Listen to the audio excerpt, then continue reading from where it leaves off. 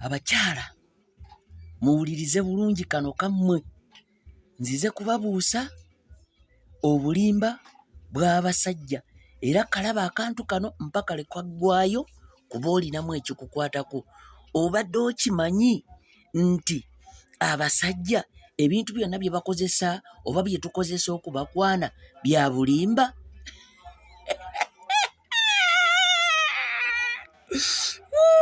Adai abasajja kati mugenda kuyomba mbwaggwe, lwaki obuusa, lwaki ozuukusa abeebase, lwaki ozuukusa bamalaaya, lwaki ozuukusa betulimba? Ndi muzira kisa. Kakati okimanyi nti abasajja ebintu biibino bye basinga okubagamba nga babakwana naye byonna bya bulimba.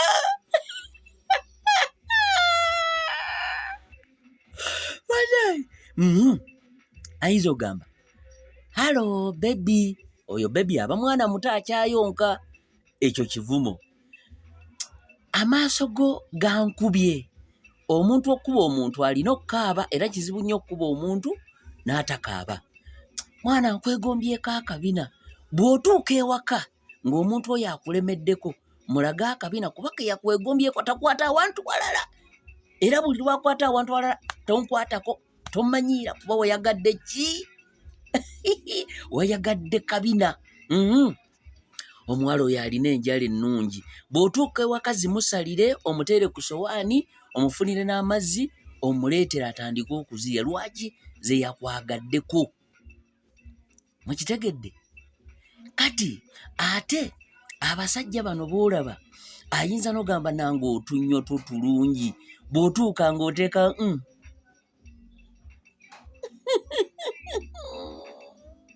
ng'abeera okwo alaba amannyo kuba ge yayagadde, takwata awantu walala wonna. Era okuggyako oli nga ze naga nti munnange Aneti njagalako akantu ako. Ate n'akantu kayinza okuba empeke y'akala akaatule erinnya olitegeere. Bw'abanga takunnyonnyodde erinnya n'okategeera, mubuuze akantu k'ogamba ye lwaki ayita ekintu ekinene bwe kito n'akituma erinnya mbw akantu ako. Kati n'obulala obukodyo bungi nkyabubaleetera naye nga bo tubaddemu n'enviiri ze, omutwe, ennyindo, amaaso, obukowekowe, amannyo, omumwa, akabina.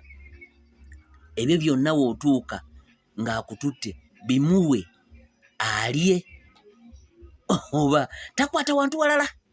Nkyaleeta obulala naye nga musobola n'okgendako ku YouTube channel yange eriko Fezo Promotions.